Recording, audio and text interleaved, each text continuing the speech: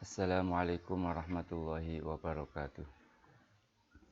Bismillah, alhamdulillah, syukurillah, wassalatu wassalamu ala rasulillah wa ala alihi wa sahbihi wa mawalah amma ba'du. Kepada para pemirsa dimanapun Anda berada, yang pertama dan yang paling utama, mari kita panjatkan puja dan puji syukur kita kepada Allah Subhanahu wa taala atas limpahan nikmatnya, sehingga pada pagi hari ini kita bisa bertatap muka kembali. Semoga pertemuan ini membawa berkah manfaat untuk kita semua. Amin Allahumma amin. Yang kedua kalinya Ramadan Salam mari kita haturkan ke hadirat Nabi Muhammad Sallallahu Alaihi Wasallam yang senantiasa kita harapkan syafaatnya kelak di hari kiamat. Semoga kita semua tergolong umat beliau yang mendapatkan syafaatnya. Amin Allahumma amin. Para pemirsa dimanapun Anda berada,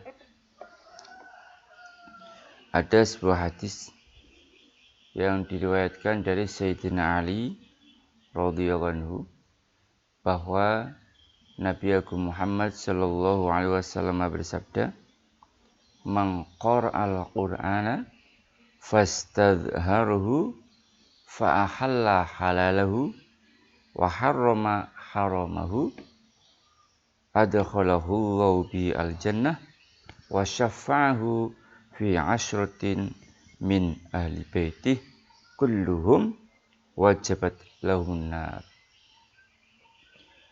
Barang siapa yang membaca Al-Quran, kemudian dia menghafalkannya,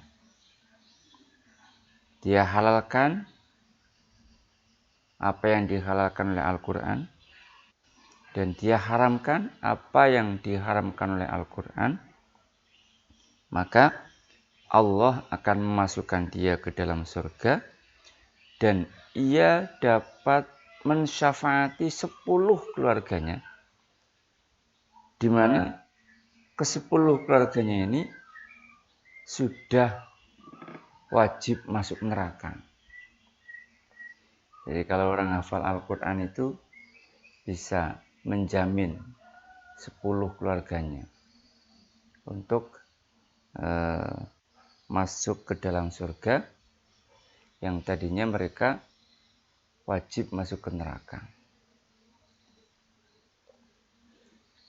Maka berbahagialah bagi orang-orang yang bisa menghafalkan Al-Quran.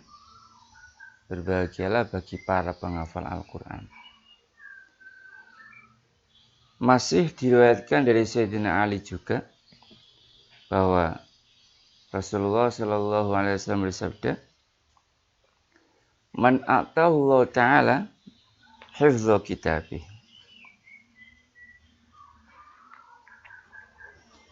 fadhanna anna ahadan u'tiya afdala mimma u'tiya faqad khalaqa."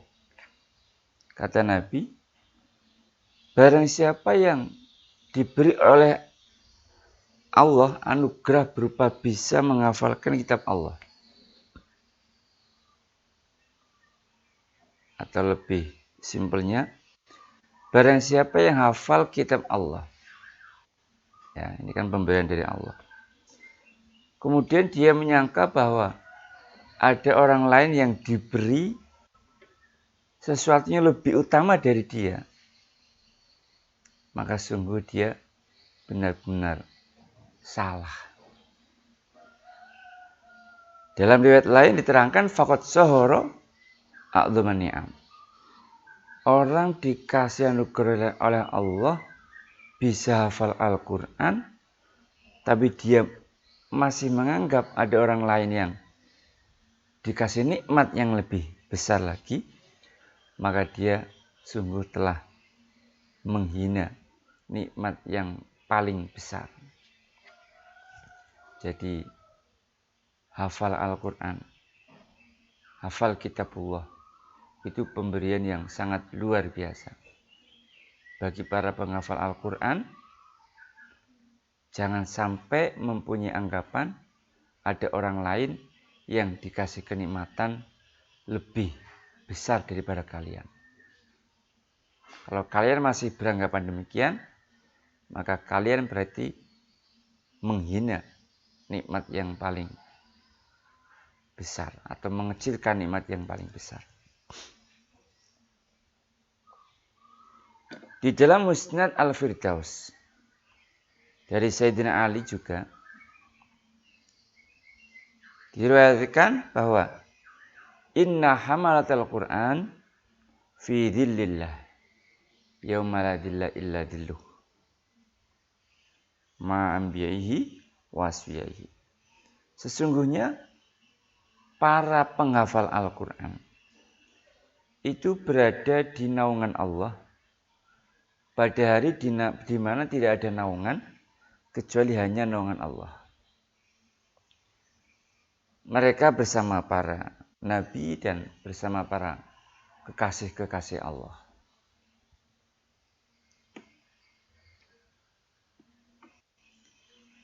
Dalam syarah Al-Muniyah diterangkan bahwa inna hifdhu ma tajuzu bis salat fardhu ain ala kulli mukallaf. Sesungguhnya menghafalkan sesuatu, yakni surat dari Al-Quran, di mana dengan sesuatu ini salat menjadi diperbolehkan, itu merupakan fardhu ain, yakni Fatihah ya, setiap orang mukallaf. Jadi menghafal Fatihatul Kitab dan sebuah surat itu wajib. Sedangkan menghafal Al-Quran selain itu, ya, sampai rampung, itu fardhu kifayah.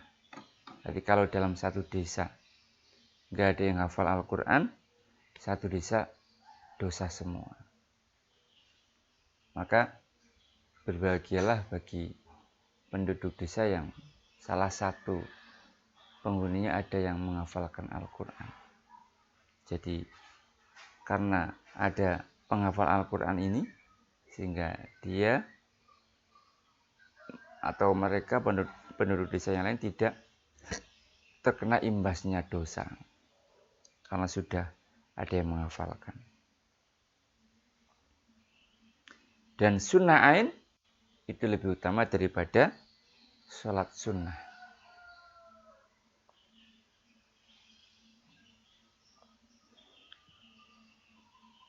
Sayyidina Umar bin Khattab radhiyallahu anhu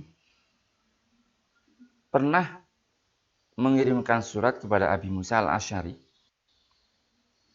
agar Abi Musa al-Asy'ari ini memberikan upah tetap ya, kepada para penghafal Al-Quran di kota Basrah saat itu, yang kira-kira mencukupi kebutuhan mereka. Jadi Abu Musa al-Asy'ari ini ditugaskan oleh Umar bin Khattab menjadi gubernur di Basrah ya, termasuk daerah Irak ini ya, terkenal dengan ulama nahwu, ulama Basrah, al-Basriyin ya. Al-Basriyin dan al-Kufiyin itu yang terkenal ini. Jadi menyuruh agar para penghafal Quran ini dicukupi kebutuhannya. Nah, ini seandainya di Indonesia seperti itu ya, misalnya para penghafal Al-Quran diperhatikan, kebutuhannya dicukupi, ini luar biasa. Dan ini sudah ada sejak zaman Sayyidina Umar bin Khattab. Salah satu keuntungan umat Muslim, umat Muhammadiyah, bahwasanya ahli Quran itu, ya, baik orang yang mengajarkan atau orang yang mempelajari Al-Quran, adalah merupakan manusia-manusia terbaik. Dari Sayyidina Utsman bin Affan radhiyallahu anhu, beliau berkata bahwa Rasulullah sallallahu alaihi wasallam bersabda, khairukum man ta'allama al-Qur'an wa 'allamahu. Sebaik-baik kamu semua adalah orang yang mau mempelajari Al-Qur'an dan mau mengajarkannya.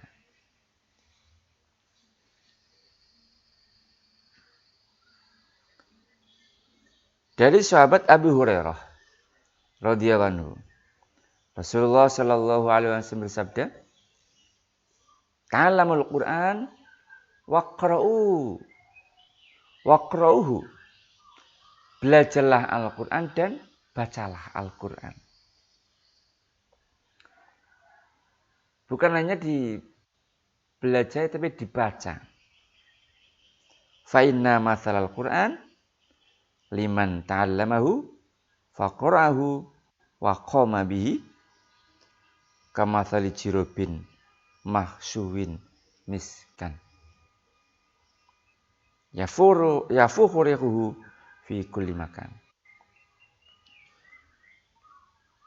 Perumpamaan Al-Qur'an bagi orang yang mempelajari Al-Qur'an, yang mau membacanya di malam hari, itu seperti gentong yang penuh dengan minyak kasturi, kemudian bau minyak kasturi ini semerbak ke semua tempat.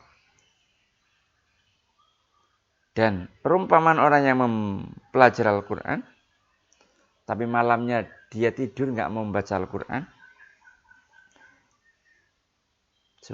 sementara Al-Qur'an itu ada dalam dirinya, ya, dia hafal misalnya, itu seperti gentong, ya, yang dipenuhi dengan misik tapi tertutup, ya tetap baik juga. Ada gentong berupa minyak misik, diikat gentongnya enggak bau, tapi ya baik juga kan karena berisi minyak kasturi. Lebih-lebih kalau tidak diikat, kalau terbuka, baunya semerbak kemana-mana. Ini pahala membaca Al-Qur'an di malam hari.